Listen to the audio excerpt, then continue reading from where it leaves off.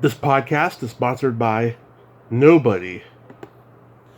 Hey, everybody. This is Tracy Schaefer, Constance in Trading Places, and you're listening to Tommy Throwback Kovac on Splat from the Past. And just like Constance, Tommy will fulfill your fucking needs.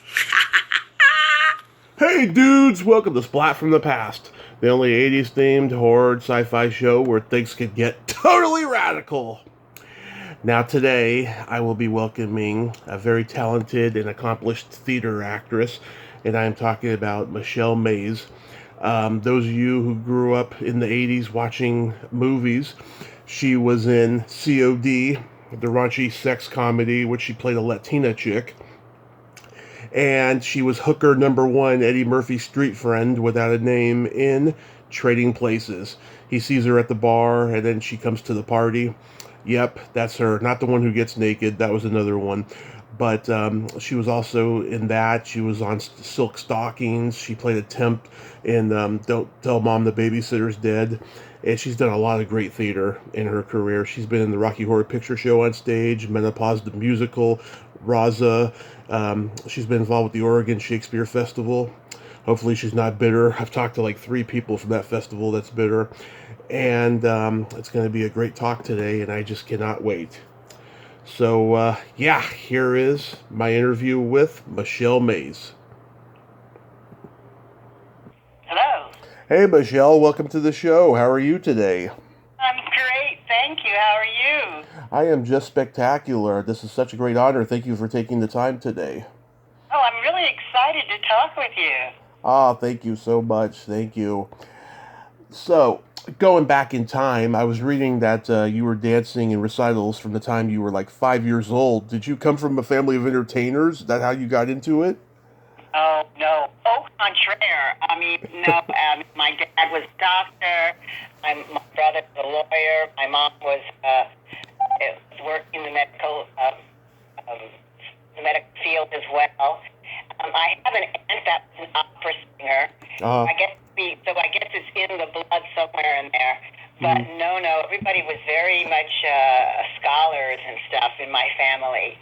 And I at one point wanted to be a shrink. That was my calling. I read all those Bruno Biddleham books when I was a kid about child psychology, and that was going to be my whole thing, I thought. And then but I always loved dancing. So ever since I was like 4 years old, I was doing dancing recitals and stuff. And I just remember I was a butterfly, and it was like the first time on stage, and we bowed, and all that applause happened, and I got mesmerized by the sound of applause that they actually had to like pull me off the stage, like the pre-hook time, so that the teacher grabbed my neck and just pulled me off the stage, because I would have stayed there forever, blowing kisses and waving and stuff. But I did get hooked kind of young at the idea of but never I thought as a job. I didn't think it could be a job. I just thought it was something I loved to do, you know? mm-hmm. And I guess it was when I got to high school, a new student came to my school. Her name was Andrea Frierson, and she was in the Me Nobody Knows on Broadway while we were in high school. And I guess seeing her and going with her to the show, and I guess I realized that I could maybe do that, you know? Maybe I could actually do it, you know? Right. And so I got my first job. I did a year of college, and then I auditioned for Godspell, the national tour, in '73, and I got it. And I left school, and I went on the road with the show for a while, and I came back, and I finished college and got my degree. I promised my mom I would. And I've been working in theater and showbiz ever since. Yeah, to like be that young to discover entertainment, that's just like Jerry Lewis, Sammy Davis Jr. That's how they got started at that age. Yeah, it's I mean, I love my life. I know, it's difficult sometimes. You don't really know what's happening. You've got to really have a lot of trust. Right. And be able to hustle. I sold jewelry for friends and did a water filtration gig for a while, and but I got to travel. I worked in Ireland, in Malaysia, and Europe and Italy. I did the Saga Umbria Festival in Italy. So I've gotten around, and it's a good life, you know. It's hard work. 8 shows a week's hard work, you know, but it's fantastic. And I feel very fortunate that I've been able to work. Were you trained in all types of dancing? Yeah, I did. Mainly, I loved modern. I loved Graham technique, and I was a modern dancing chick. But I didn't have the correct body to be a dancer, you know. Right. But I ended up singing and dancing, and then I ended up loving acting. So I kind of got into that musical theater thing for a long time. And my very first show in '79 was Zoot Suit on Broadway. Right. It was a show from California that had been at the Taper and was extremely successful. And it was like the first West Coast show to come to New York. And it was not a time where New York was open to the idea that the West Coast could do theater, you know. Mm-hmm. It was before Angels in America, and it was before Cider House Rules, and before all those shows that were created on the West Coast and then brought into the city. And so there was a lot of resistance when we came, and there was a lot of pushback. So we ran for a while, but it was mixed feelings, and the critics were not kind, you know. And right. That's been my thing all my life, is New York versus California. I've always had like a thing going on where I'm a New Yorker, but I do love California.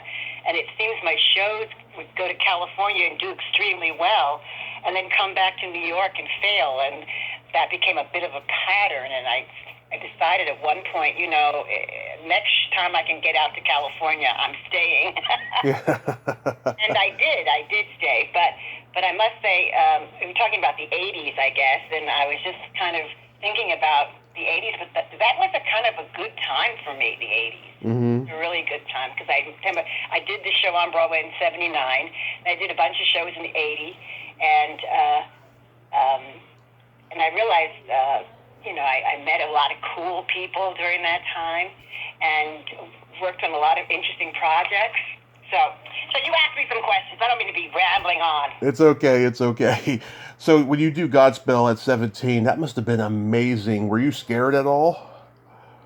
You know, I wish I had what I had at 17 and 18 now. You know, now, I mean, they just said, can you do this? And I said, yes. And I just did it. Now I'm like, what key is it in? Where is it? What is it? You know, it's like I have so much more knowledge, but along with that knowledge comes so many more fears. You know what I mean? Mm-hmm. So many fears of limitations. I have to say, when I was younger, it didn't occur to me that I couldn't do it. You know, I remember my first audition, I auditioned for Liesl von Trapp, mm-hmm. and I was dead serious about it. You know, I worked in an Austrian accent. I sang I Am 16 Going on 17. I was at perfect age, and I went in there to Guy Lombardo's Theater by the Sea, and I sang my song, and the guy looked at me, and I remember thinking, why is he looking at me like this, you know? And he said, which role are you interested in? And I said, Liesl von Trapp. And he kind of stared at me like he didn't quite know what to say, and I was like, "What's the problem?" You know, my Austrian accent was fabulous, so I just assumed I could do anything. I never really felt like there was something. This was something I couldn't do, or this was a roadblock, or this was a problem, or I just did it, and I kind of missed that power of maybe ignorance, but it was awesome to not just feel like I could, to not limit myself. I mean, other people limited me, but I never limited myself at that point. So I was truly blessed that I had an opportunity like Godspell to grow and work with great people, and it's partly improv, and we were touring in different places every day, so we kind of found out some dirt about the town we were in, or some interesting people, or a famous store there, or whatever, and worked it into the show. And people just got so happy when, they could really identify with some part of the show that was local for them. And we did that. Even in Italy, we did that. I did part of my Turn Back Old Man in Italian. And, it was just a great growing experience. And I am friends with all the people that are still alive that were in my company. Mm-hmm. We're still really good friends and get together a lot and are always in communication. Who else was in the play? What? Who else was in Godspell? Let's see. Well, famous people. Michael Tucci, he's an actor. Yep. Ron Abel was musical director. He plays for everybody, and I guess no major stars that you know of, but Michael Tucci was Sonny in Grease. Yep, exactly. And we made fun of Tucci because we'd be on the bus and we'd fly far places, but a lot of times we were in an area that we were playing a bunch of theaters kind of close together. Mm-hmm. We bus trucked it, right? And most people were sleeping in the bus or listening to music or whatever, and Tucci would be filling out these postcards and sending them to casting agents every week. He filled out hundreds of these postcards, and we kind of teased him, Michael's back. But he got all these series and TV shows and movies and stuff, and so he was he had a plan, and I wish we had instead of dealing with sleepless, discoing all night and crashing in the bus. I wish we'd been a little more disciplined and did our postcards like Tucci, because he definitely did really well and continues to. So, but yeah. I talked to Ted Neely of Jesus Christ Superstar, and he told me when he was in the Broadway version, he says, Godspell would be in one theater and Jesus Christ Superstar would be in the other, and there was a friendly, little rivalry there and stuff. Did you meet him?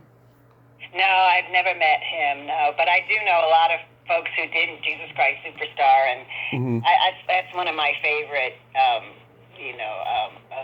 Of the composers, it's one of my favorite shows.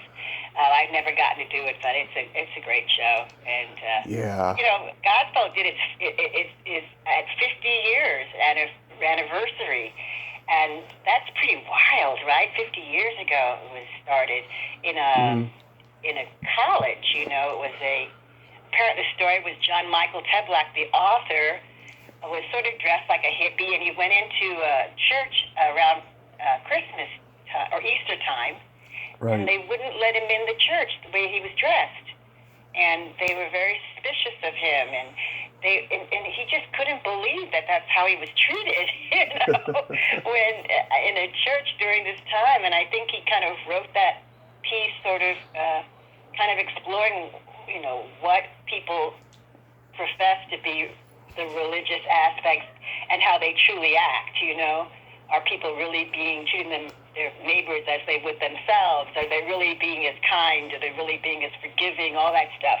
So he kind of wrote that as a part of a thesis for his college, and maybe it was for his graduate work. And then they did a skit at the school, and then it came to La Mama as a workshop, and next thing you know, 50 years later, it was the first show people did during the pandemic, which was so exciting, and the Berkshires was a production of it. So I was very proud, and it's a show that still lives today, and 50 years later, and it doesn't, the people can update it a little bit and all, but the feelings there are still the same and very powerful. So yeah. Proud that was my first show. I think that was a great first show, a way to get into the union and all that stuff. It was terrific. My mom went with me to the meeting, though, to the signing of the contract. Oh yeah. Everybody else was there, and there I was with my mom, and I was like, Mom. And she was asking questions. Does she have to pay for her costume? And I was like losing my mind. Oh God. And she asked me about insurance, and I was like, Mommy. But when I was leaving, one of the other girls said, I wish my mom had come. So it was pretty fun. Pretty cool. That is pretty cool. Yeah, I was reading you sang a song on American Bandstand or something. Yeah, I did the Dick Clark's American Bandstand. We did a show up in Lake Tahoe, Hmm. and Dick Clark actually recorded all the intros. We did the different decades, the 50s, 60s, 70s, 80s, 90s. Right. So he would do these just a few little excerpts of him on video, introducing the era or some songs, Yeah. and he would come up and check out the show. And if he didn't like something going on in the show, he made it very clear. And I mean, I think that was very wonderful because a lot of people would just, he just recorded those things, a while ago. He doesn't have to really oversee it, but he said his name is on it, and he wanted to make sure it was that it had a level of excellence involved, or he would not be happy. So that was cool. But yeah, we sang a lot of songs in different eras, through the show. I sang "It's Raining Men" and "Last Dance" and "Higher and Higher" and oh my God, "These Boots Are Made for Walking." And Wow. it was fun. We changed our hair and our looks and everything, and it was 12 shows a week at Harvey's Casino. Yeah. Yeah, I heard he was the exact opposite of who he was on screen. Did you see that at all? Well, I thought he was very kind, but he was a businessman, and he Yeah. really had very high standards, and he expected everyone to come to the table prepared and Right. and of a high excellence. He really expected that, and he was not afraid to tell you if he didn't think it was. So, Right. I found him. I found him very charming, and he was always very kind to me. And That's good. I felt like after I did the show for 3 years, and I never felt like he didn't know who I was, or he was always very gracious and kind to the cast. And a lot of people sometimes are not, in that level of who they are. And I thought he was very kind, but he knew his business, and he was about the business. So, Hmm. rest in peace, Mr. Clark. So your first movie was Contract on Cherry Street, which was a TV You've movie. really done some digging. Oh yes. Yep, with Mr. Frank Sinatra. Yes, indeed. And who else was in there? Harry Guardino, Gary Gardino. Yep. Martin Balsam. Yep. It was interesting. It was like a lot of Michael from Flashdance. Well, Flashdance. I'm trying to find him. Robert Davi was in it. Henry Silva. God, that's a great cast. Verna Bloom. Yeah. What? Michael? What's Michael Nuri? Michael Nuri. Yeah. Yeah. I had a scene with him. I get lost. I was a mafia secretary. Yeah. Not a big role, but exciting. Got my SAG card, and and Mr. Sinatra buttered a croissant for me Really? at the craft table. No, that's so cool. That's so cool. Who else can say that? Turned into this trailer. So I had a moment there. Yeah, who else can say that they had Sinatra butter their croissant? Not many people. I've been really lucky. I've been really lucky having interesting meetings with people. Do you remember in New York there was a restaurant called the Salon, and people were roller skating. The waiters roller skated in it. I'd never been to New York, sad to say. I plan on Oh going my someday. gosh, dude, you serious? Yeah, the only restaurant I can tell you that's in New York is Sardi's, and that's it. Yeah, well, Sardi's was a painful stop for me for a little while because they would read opening night reviews, and I was in a couple of flops in New York, and it was a very sad thing. And I thought I never want to go to Sardi's again. But But in the interim, you realize that, sometimes shows do well and sometimes shows don't. And, of course you get personal. It's like, I guess it's like your kid, you could have a kind of ugly child, but the baby is beautiful to you, you know what I mean? Yeah. And because to be able to do a show and put your heart and soul in it, you've got to find things that work for you and mean something to you. So you do, as actors, that's part of, I think, really finding a place to embrace a show. And it is personal when you've worked and put all that time and energy into something. It's very sad when it doesn't come together, Right. It's so mean sometimes, I mean, there's no need to be cruel. And sometimes reviewers can be very cruel. And now it seems like everybody feels they have the right to have an opinion. And I mean, I love Facebook. It's cool. But sometimes people come off with these attitudes, and you're like, wait a minute, you're not even in the business. You don't even know what it's about. I mean, it just seemed like, I just think people could be kinder in general right now. We're in a time where there's a lot of unnecessary cruelty going along, I think. I agree, yes. And, I don't really voice my opinion on Facebook unless it's something I'm really, really passionate about. But, if somebody wants to ask what my opinion is on something, I'll tell them. They may not like it, but, I'll tell them. But, you can also express an opinion that's not positive in a way that it's not devastating. You know what I mean? You can find words to make your point and be honest, but not necessarily gloat about it or be too sarcastic about it, or just really understand that we're all trying our best to do everything as good as we can.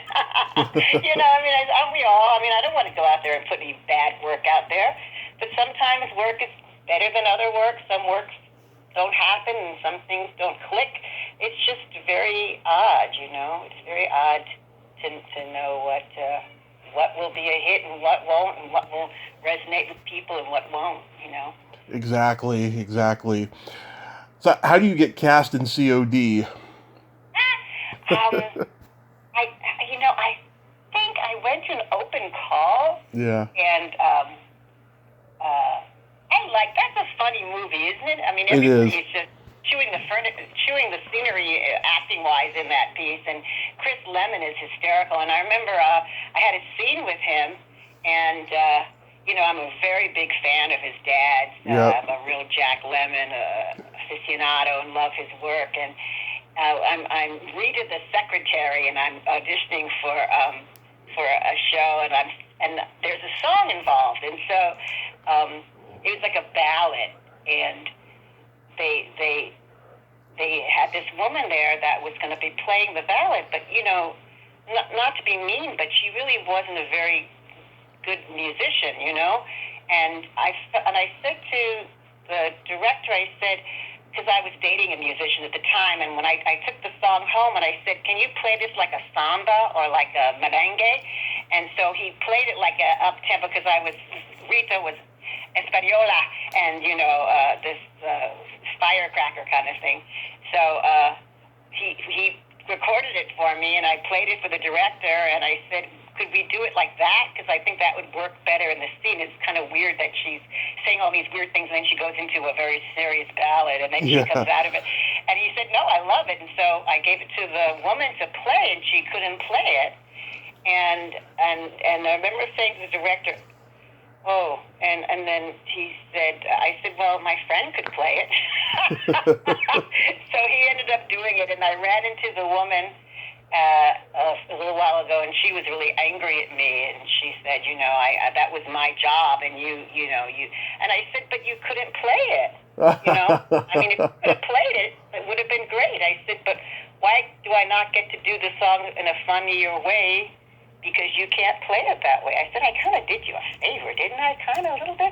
And so I guess I tried to be gracious about it, but I'm so happy that we got to do it. I mean, Rita's not the most talented, so it's not like she's like singing the best she can, but the idea was, she was, but he has this great line, he goes, you'll never make it, and it sounded just like Jack Lemmon, the way he said it. It sounded like it was how to Jack's mouth. And I remember turning around at the door and like I know there's like a look on my face because it was startling to me, and I'm sure it must be weird for him to have people always, I'm sure, thinking of his dad. But he does have some vocal tendencies that are a little similar, Yeah.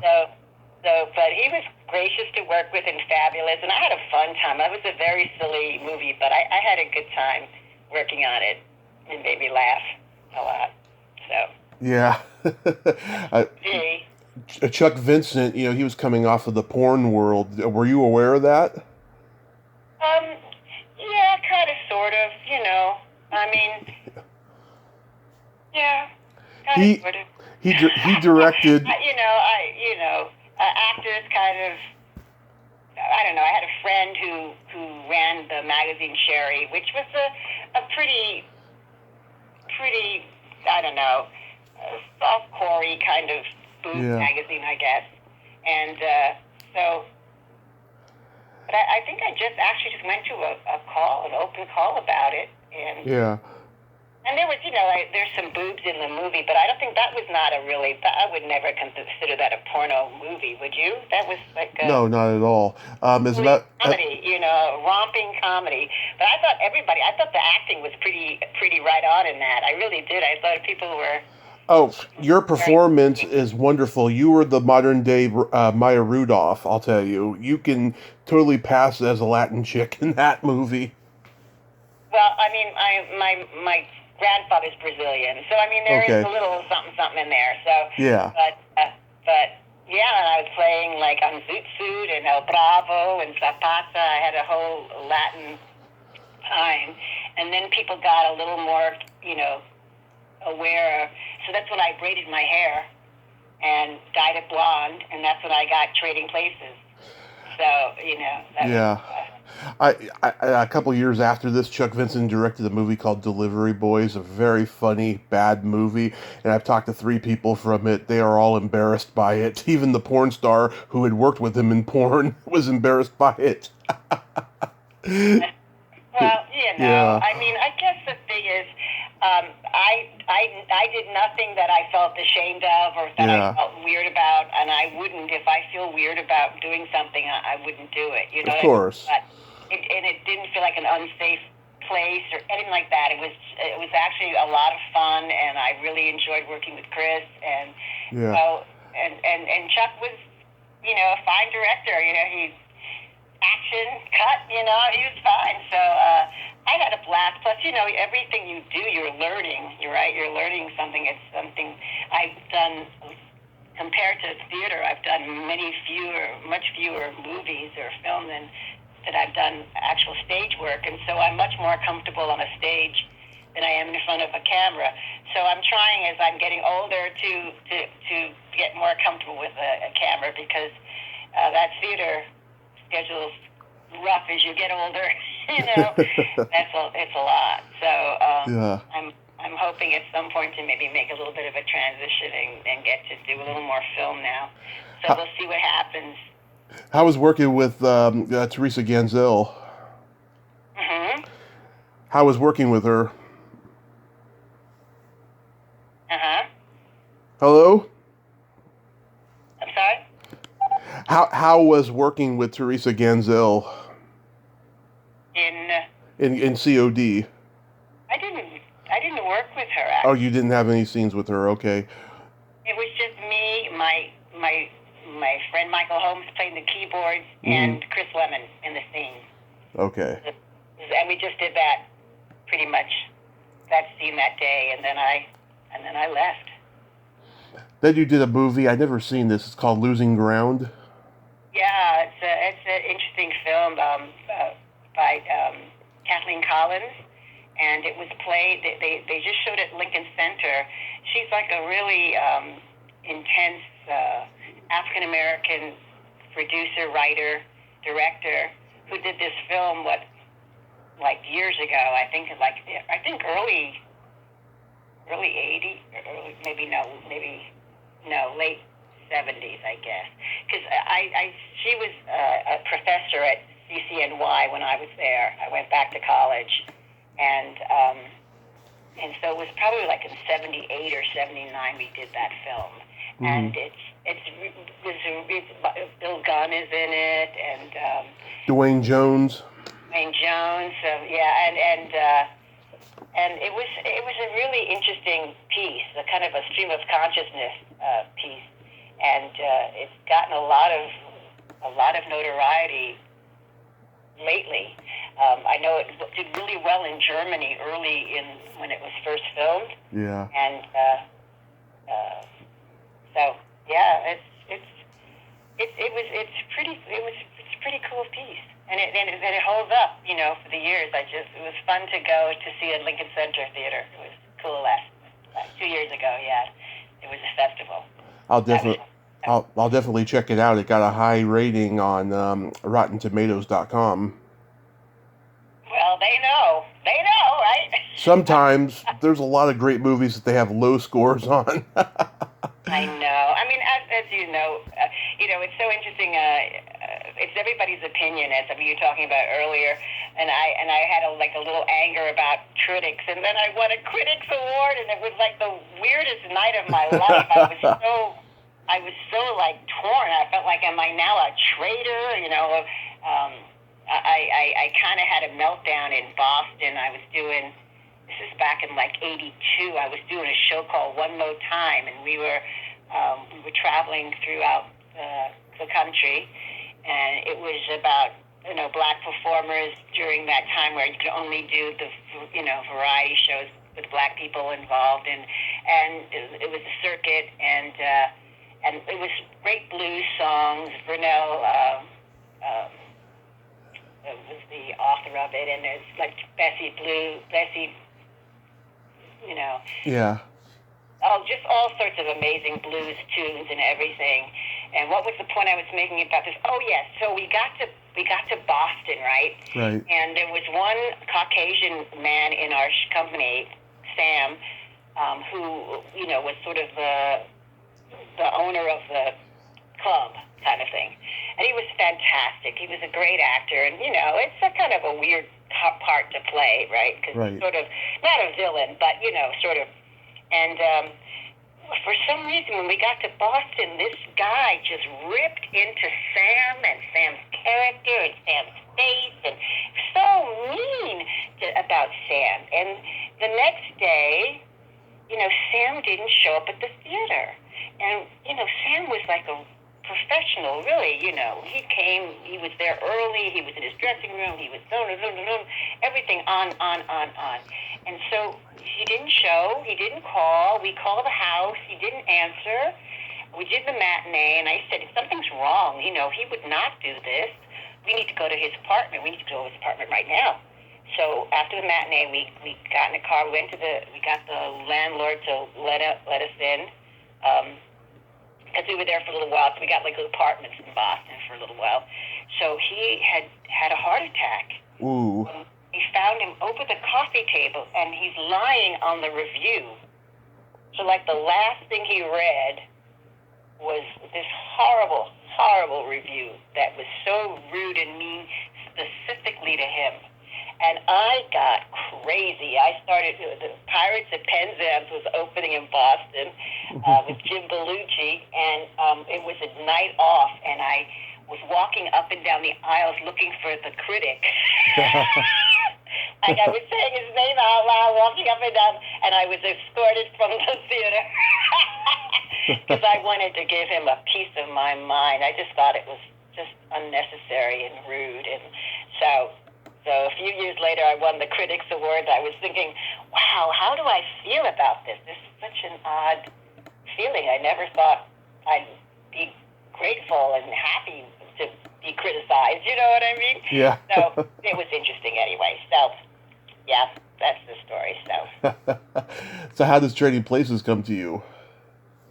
I had done a show called El Bravo with an amazing cast. Had Michael Jeter, Jennifer Lewis, Yaya Borges, Olga Merendez, so many good people in that show. And Patty Birch was directing it. And the woman who was casting it ended up casting Trading Places, or worked on it. So she suggested me, and I met with John Landis, and I got it. So, and I was in Hawaii, and that was like I kind of bleached my hair blonde Right. the first time, and then braided it, and because he said, do something interesting with your hair. He said that, like, over his shoulder when I was leaving. So I was thinking, oh, okay. So that was it, and that's kind of been my trademark for a while now, I kind of like the braids, so. Yeah. You were hooker number 1. Barracan was hooker number 2. I just found her website. I'm gonna reach out to her next Christmas season. Yeah, I mean, was that a lot of fun? Yeah, it was fun. It was fun. It was cold. We were filming in this beautiful. I mean, the houses. When you see the house on the film, it looks so gorgeous. And somehow, I don't know. There's that magic of when it transforms on the screen. Because it was freezing cold. Yeah. And it seemed like it was just such a big joint, where we were walking around. But when you see it in the movies, it looks fantastic, and it looks warm, and there's like a fireplace running, and but it was cool, and I got to work with Bill Cobbs, who Yeah. a big crush on, my little bartender, Yeah. and I thought he was great, and Eddie Murphy was cool, and it was a fun time. And I had to fly in from Hawaii because I was doing that tour, and we were in Vegas, and then I did a family visit. It was around Christmas time, I think, and I was in Hawaii, and they weren't sure when they were going to be filming. And Yeah. I get a phone call that they're filming in 2 days, and I have to be on the set, and that's a long flight from Hawaii to New York. That's a long flight. Usually you fly from California, and then you go back to LA, and then you fly from there, but I did it all in one fell swoop. So it was intense, but it was worth coming back to film. Definitely. I'm still getting a little residuals here and there. It's a lovely thing. Oh yeah, every Christmas season it plays. It's a classic. It's one of the great American comedies. I was really pleased with it, and I find I laugh every time I see certain things. I mean, I've seen it a lot of times, but Yeah. I just still crack up, when certain moments in that movie are just. Yeah, I'm friends with Tracy Schaefer, who played Constance. Constance will fulfill your needs. I'm good I friend. ran into the guy that led that Glee club. I ran into him somewhere, and he goes, I was like, oh, and he had been one of the crooners Mm-hmm. that moment. There was Rob Curtis Brown, Nicholas Guest, and I forget the other two guys' names. Yeah. Wow, you really are an aficionado. I am. You dug up all this stuff about me. My God, I mean, I guess, the internet definitely helps. Like, I was trying to check a couple of years, because sometimes you remember your life through what you were doing that year, Mm-hmm. So, and like that year was cool. That decade, I got in '85. I got to work with Gregory Hines. Oh. Called Mr. Jelly Lord. Mm-hmm. Ended up becoming many years later Jelly's Last Jam. And it was the first visitation on that, and he was in it with Lynette McKee. Was in it. And, Oh, I know Lynette. Yeah, fantastic, and just a great group of people. That was fun. And then I did a video with Robert Palmer. Discipline of Love, not Addicted, Discipline of Love, which was another song which I think was on the other side of Addicted to Love, and there was a snake involved in this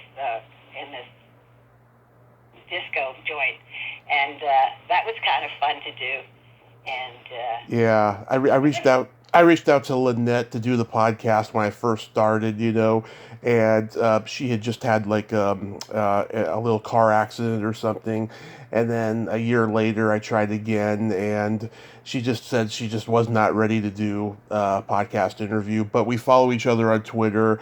We send each other dirty jokes all the time. She's great. She's lovely. She's lovely. She loves those birds. She loves her birds.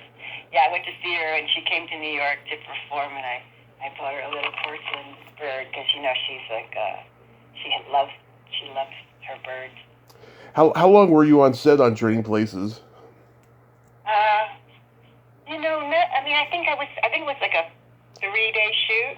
Yeah, because you were at the bar and then at the party. Right. Right. Yeah, 3-day shoot, I think.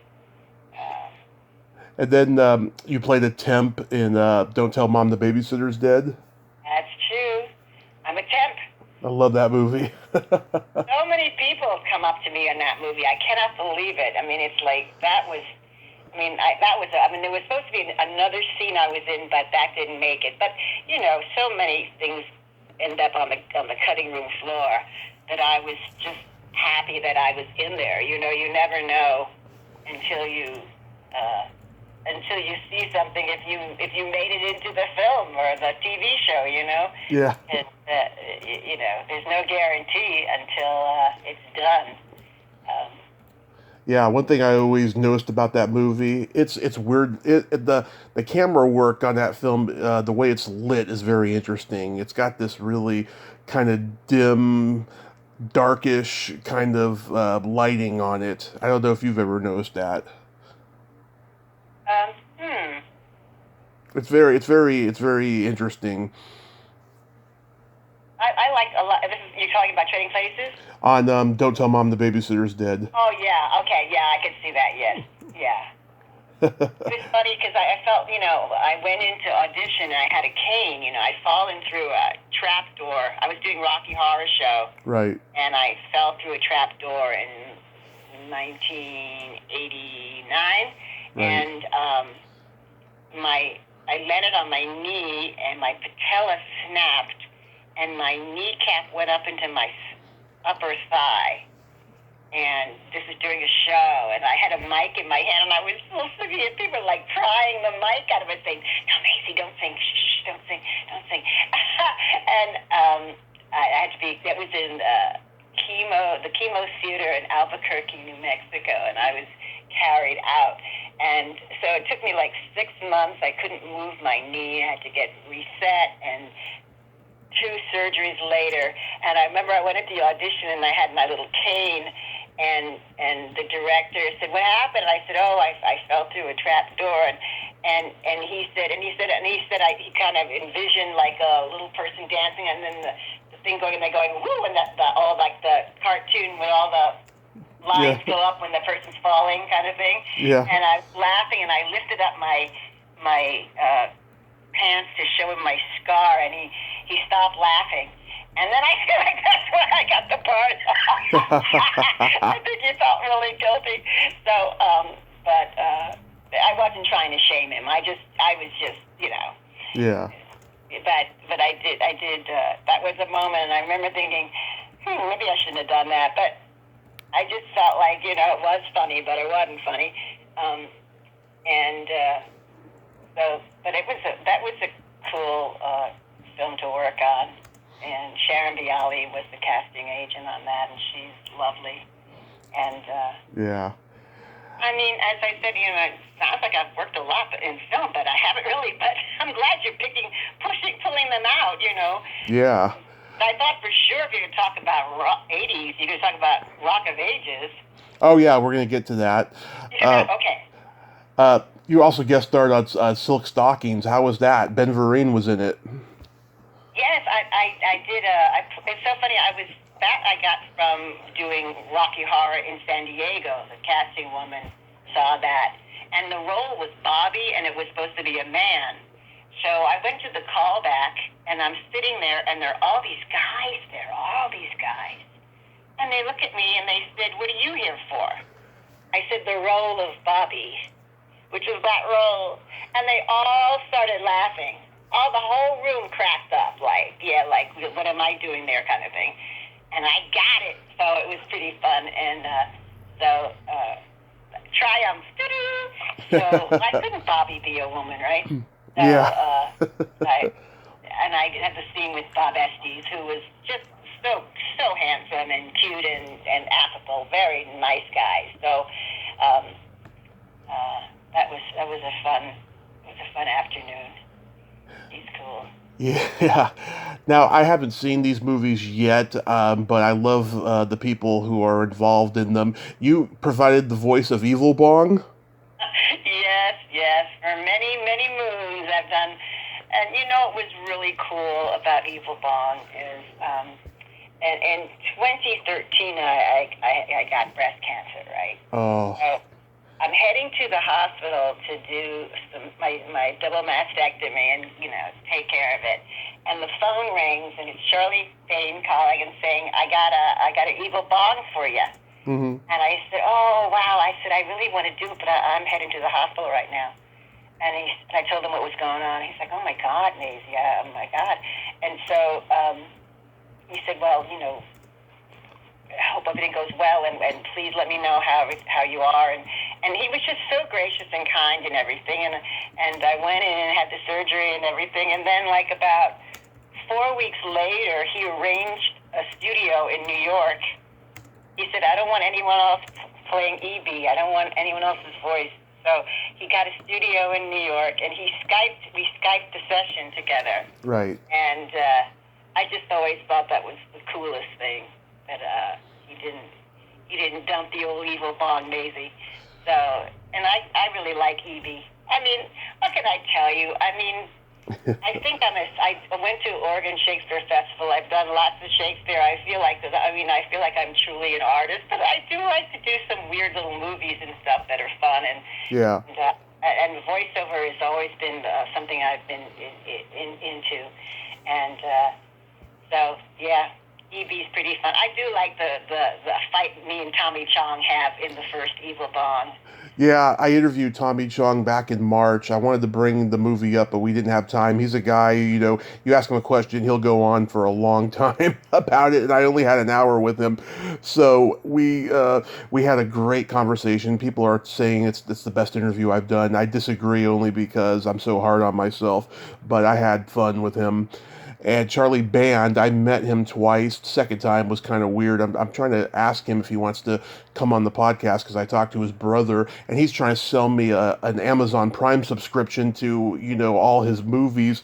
It's stuff. It was really weird, and he was kind of desperate. I don't know why, but yeah, that's my experience with those guys. Oh, well, as I said, I think he's my hero. I love that. That went a long way in my healing. That he worked that whole thing out for me. I thought that was really great. Right. Yeah, and I have a lot of cult fans a lot from Australia hmm and New Zealand, especially, and of course here.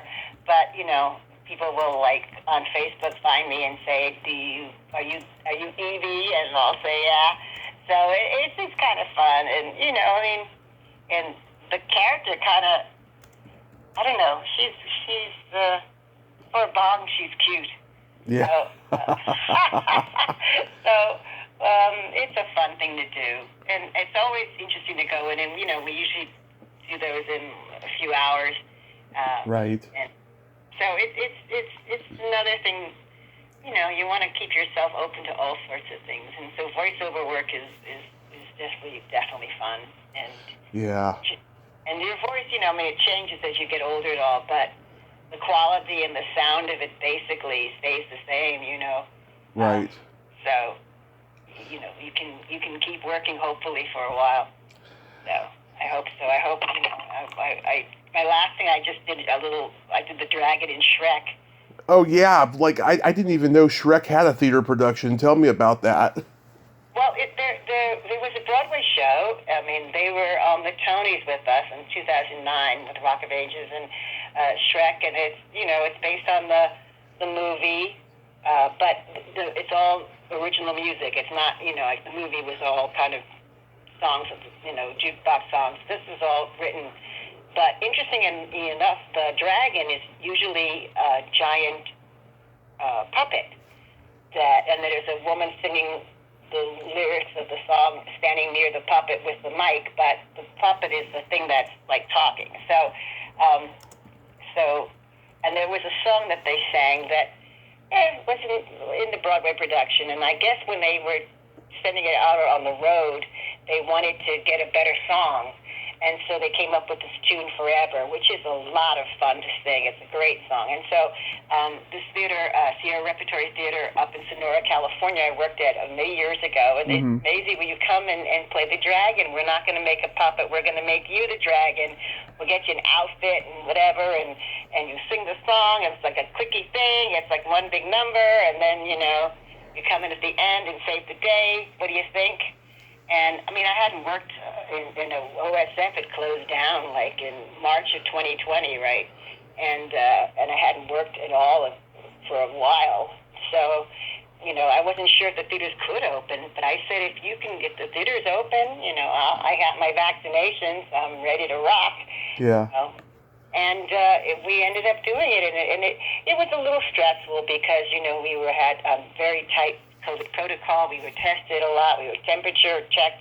All the audience had to be vaccinated and wear a mask. And, I have to say, New York City is pretty good with people wearing masks. When I've gone out of the city and I've gone to Northern California, and I was just in Virginia, a lot of people aren't wearing masks. Yeah. In the world. And so, I mean, I'm very paranoid about COVID, and and feeling very bad if I were to give it to anybody. You know what I mean? That would be horrible. So you have to be vigilant about your bubble. And I don't quite understand why people are being so weird about it. I mean, I don't get all it. this fear of the science fear. I don't get it. I mean, people are taking pills every day for their blood pressure and this and that, and do they know exactly what's in the pill? Do they know exactly how it was researched? Do they know exactly? They don't know. You just trust that the people that prescribed it to you know you and would give you things that wouldn't hurt you, and you take your daily pills, And Right. I just think people need to just stop. I mean, if you eat fast food and all sorts of stuff, who knows what that's doing to our body? But you know what I mean? Let's just get on board and let's get this thing handled, as much as we can. Yeah. I think it's getting better though, No, I hope so. But I mean, I just feel like when people get tired, they don't want to play anymore. Yeah. And it's like people are tired. They don't want to wear a mask anymore. They don't want to do it. I don't want to. And it's like, get over yourself. Just put it on, damn it, and let's move on. Yeah, sometimes you got to do stuff that's not fun. My dad had a very dark joke not too long ago. He said, so many celebrities have died in the last year and a half since COVID happened, and not all of them died of COVID, but he said the reason why they died was because they don't have a stage to go perform. They don't like being themselves, so that's why they're dead. See, very interesting. Well, it's been a hard year, let's face it. A hard 2 years. It is scary not to get to change. Change is hard. Right. You're used to certain things, although I think a lot of things that have changed will not go back. Like, I think virtual auditions are going to be sticking around. I think virtual doctor visits are going to be sticking around. You know what I mean? I think we've definitely made a changeover in many avenues that I think are not going to be changed back. But, I mean, I think if this was a test, we didn't do so good in the testing of it, I think. But I'm hoping people, I would think this would bring us all together as a world. If something was happening all over the world, wouldn't you think, wow, it doesn't matter where we are, this is something that's happening to everybody. You would think that would bring people together. I just don't kind of understand what happened. But hopefully we'll get it dealt with, and we'll have things in line for the future so we don't get entrapped in this situation as desperately as we have now. Hopefully. I hope. So tell me about originating Rock of Ages on stage. Well, I was doing, I did a show called Vampire Virgins from Venus, and it was at the Hudson Theater in Los Angeles. And next door, they were doing the show Bear that Christine Hangy was directing. And so she would stick her head into our room every now and then to see what was cooking. And I was playing Queen Dildano, the head of the Vampire Virgins, and I had a couple of crazy songs. And in fact, I was really excited because William Shatner came to opening night, and I stood next to him and made one of those little quotes from Star Trek. And he actually kind of like smirky laughed, you know? Yeah. And I thought that was really cool. Anyway, so she knew me from that. And then when the workshop from Rock of Ages came up, she said, you want to do a workshop? I mean, I didn't have to audition. She just sort of said, you want to do it? And I said, yeah, I'll do it. Who knew it was gonna, in 2005 when we did this little workshop at the King Studios on Hollywood Boulevard, that the a play that was number 27th longest running show on Broadway. Mm-hmm. That had a film made out of it, which not so great film, but what can I tell you? The play was terrific. And has companies all over the world and tours. I mean, who knew that this was going to be such a success? I mean, I kind of knew that it was coming when I this in the pub, and it went through a bit of stuff beforehand, but it came together. I think Lorenzo's a great writer. He did a great job directing. Right. I kind of wish that they did the movie had used our plot. He changed the plot. He changed. Right. Changed everything. He kept our names. I mean, Mary J. Blige is playing my role, Justice Charlier, and she's fabulous in the movie. And she probably was one of the best parts of that. But it was a really funny, tongue-in-cheek written show that I wish had been created as more of that in that film. But the film didn't hurt us. The show actually did very well, for a long, long time. Right. And that ran for many years. So it was very exciting. Yeah, I mean, the movie has developed a cult following, and as bad as it was, I think more people will go out and see this show when it gets performed again. I hope so. I mean, I just feel like, I think everybody in there is a good actor and everything like that. It's just like, Stacey Jax, the part that Tom Cruise played, he was just, I thought, on the wrong drugs. He was like, he should have been more on speed and more on, that character usually is hyper, and he was, on another type of trip. So it just changed the energy of the character, and I don't know, I just feel like I wish I could have seen the movie based on what the show was about, and I'd be curious to see what that would have done. But hey, everybody's got a chance, and it was certainly nice to have been a part of the beginning of that, and you get a little something for your participation in the original. When the film gets done, so that was lovely, and so I mean, I'm happy that there's something in the world that you can look at later. But I really do miss some of the wonderful moments that are in the show that never made it to the film. So. Right. Yeah. So how did you wind up at the Oregon Shakespeare Festival? Well, I worked with a company called Cornerstone in Los Angeles, which Bill Rausch was the artistic director of. And I did a bunch of shows with them, and we did really fun things, like we did a show called Every Man in the Mall. And so it was Every Man, the very old English text, and we did it like in a Los Angeles mall. So we were up and down and we would it was like a moving show. Everybody got to play every man, each character in the show, and there were mannequins in the window, and then we rode up and down the escalators doing the show, and the shoppers would be following us, and we were doing a big scene on top of a fountain ledge. I worked with, and it was just very, very interesting, unusual stuff that we would do, and I just loved working with Cornerstone. They were great.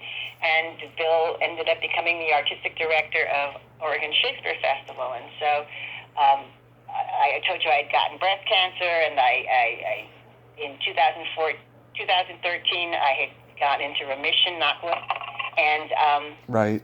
a phone call from Bill, and I thought, he was doing All the Way on Broadway at the time, so I figured, he was in town. He's an old friend. He was coming to find out. I mean, people knew I was sick. I hadn't really told anybody about it. And then my friend, Angel Reed, said, we want to do a little benefit for you. And I just had chemo, and I was so out of it.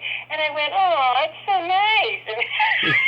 And then she said in front of a camera, I went, yeah, it's good. Thanks, honey. And the next thing I know, there's a release that, cancer-stricken Michele Mais is benefit for. And then everybody started calling me like, what? Do you have cancer? What?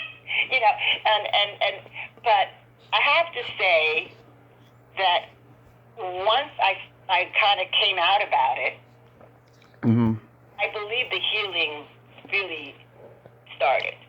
I think when you keep things a secret, Right. even though I knew that it was not my fault, or it was, you know what I mean? I don't know, something about it being hidden and I'm not talking about it and not dealing with it, I felt like once I spoke about it and people knew about it, so many people had friends and relatives and people who and there was so much support and love and kindness, and it truly, I really feel something shifted when that happened.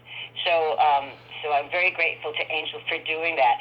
So anyway, so he called me, and so I said, and I was going to actually go down to the audition for All the Way, even though I wasn't going to audition for it, but I figured he was here in New York doing the auditions, right? And I thought I'd surprise him. So he calls me up. And I think it's to have dinner or something. So he says, "How you feeling?" And I said, "I'm okay, I'm all right." He goes, "How's your stamina?" Stamina. And I thought, my stamina? I said, well, I walk with a walker because I have neuropathy in my feet. And he said, oh. He goes, oh, but he said, I was thinking maybe you should come and do a show here in Oregon at the festival. And I said, what? And so he said, yeah, let's, A Wrinkle in Time. We're doing A Wrinkle in Time. And the director and I were talking. We think you'd be a great Mrs. Who. And I love Wrinkle in Time, actually, because I remember as a kid, because I got braces when I was, like, in the 4th or 5th grade or something. And I was so happy when I read about Meg in Wrinkle in Time wearing her braces and how uncomfortable and how angry and how crazy she was. I thought I truly found my mentor to read about on that. And so he said, we're doing a show. He says, there's only like 4 performances a week of that show. And he said, Oregon's a really healing place. And, I think you'd be really great. And so, I got so nervous. I thought, well, what if, I don't know, what if I can't memorize lines? What if my mind isn't working? It's like you go through a lot when you go through all that, process of healing. And I wasn't sure, and I couldn't walk right. He goes, well, I think we can work something out on the show. And everything I brought up, I start radiation like in 2 weeks. And he said, well, when is it over? And I said, it's over end of January. He goes, well, that's great. We don't start rehearsals till the 2nd week in February. So I didn't, how do you say no? What a fabulous choice. And he said, look, if you can't do it, we'll fly you home. There's an understudy. And I thought that was so gracious of him, and so I said okay, and I was scared, and I loved it, and it was fantastic, and I ended up. I always felt that was kind of a mercy shtup, so to speak, but I was there for 7 years, so I guess there's not that much mercy in the world. So I guess I was okay. So and I got to do so many fantastic shows and so many different things that I would never have thought that I could do. So it was fantastic. I'm very sad that, we had just done 2 performances of A Midsummer Night's Dream, and we closed because of the pandemic. And it was the most beautiful, beautiful production.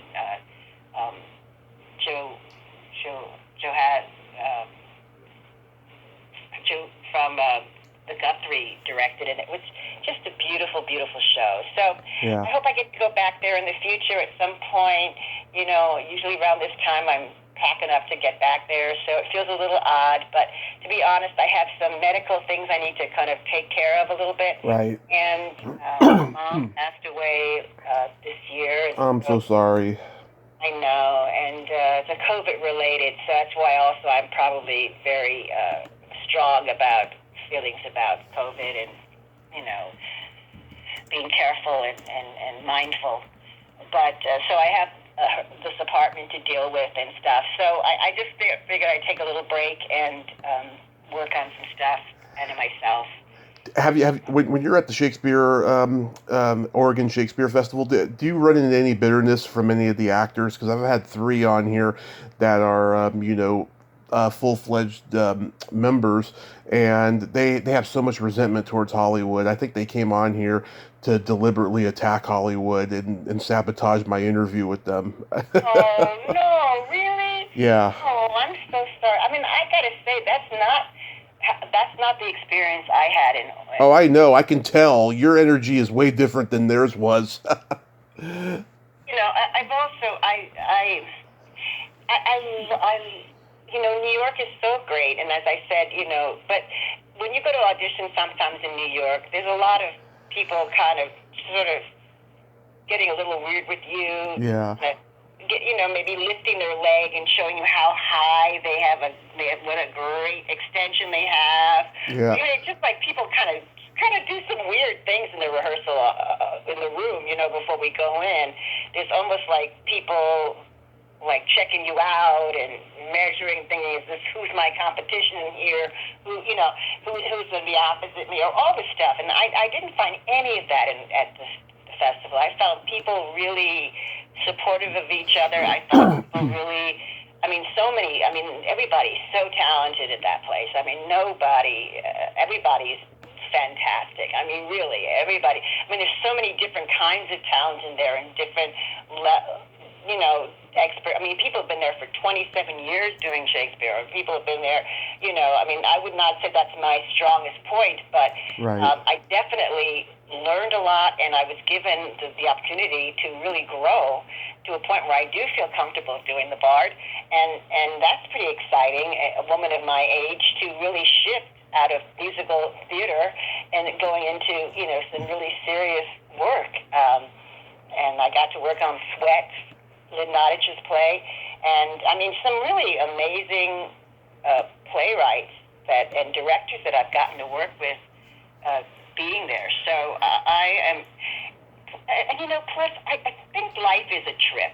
Life is a trip. I used to think I could kind of direct the train that I was on, that I'm going to do this and I'm going to do this and I'm going to. Well, you know what? You have no control. This is what we have to learn. We have, you can do whatever you can do. You can write your postcards, it'll help. You can do, but it's so many interesting things happen, and I feel like almost that's what makes it so wonderful, is that things come out of the blue that you would never even think would happen, that allow things to transpire. And I guess if you look at it like this is a journey, I'm not quite sure where I'm heading, but I'm going to make sure I'm going to enjoy as much of this journey as I possibly can. You know what I mean? And right. Even when I got sick, I learned so much when I was ill.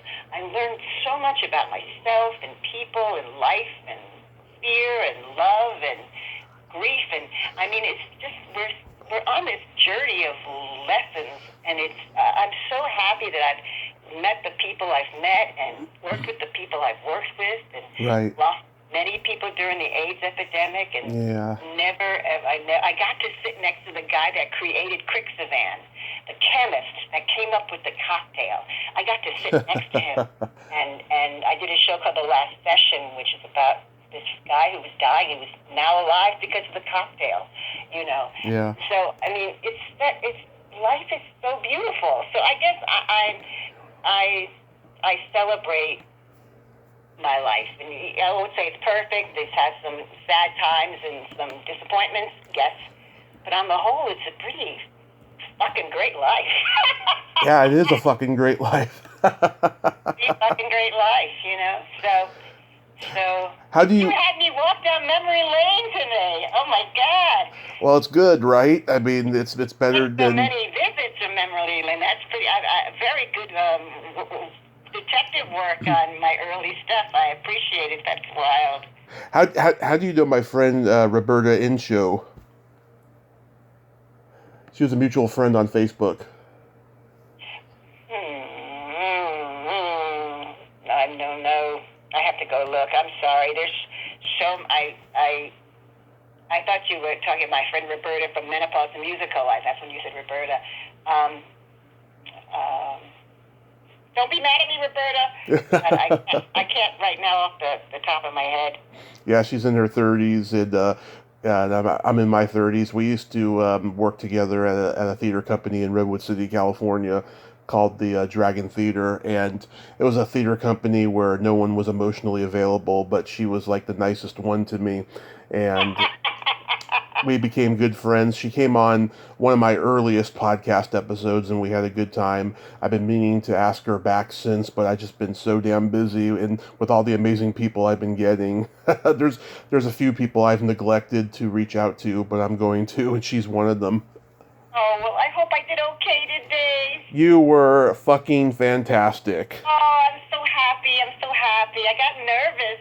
I have my resume here just in case I forgot something, So, but this has been so much fun. Yes, Michelle, I want to thank you so much for coming on today, and I hope you have a Merry Christmas, a Happy New Year. Maybe someday I'll get to see you live perform in a play. You better get your butt to New York. What the hell? I will. Yeah, you better, when things mellow out, you have to come and see some shows. And you call me when you're in town, and I'll take you around. I'll show you a little bit of New York. I definitely will. And there's quite a few people I've interviewed there that want to see me, so it is going to happen in the future. I just don't know when. Well, listen, thank you so much for thinking of me and asking me, and I had a blast. Thank you so much. My pleasure. You have yourself a great day and stay safe. Okay, Doug, will do. You too, and happy holidays. Okay, bye-bye. Bye. Well, there you have it. Michele Mais. Ain't she a sweetheart? What a great lady, huh? And that was just a fantastic interview that we did. I'm so glad I got to talk to her today. Well, until next time, this is Tommy Throwback Kovac saying there's no shame in living in the past because the present sucks. Later, dudes.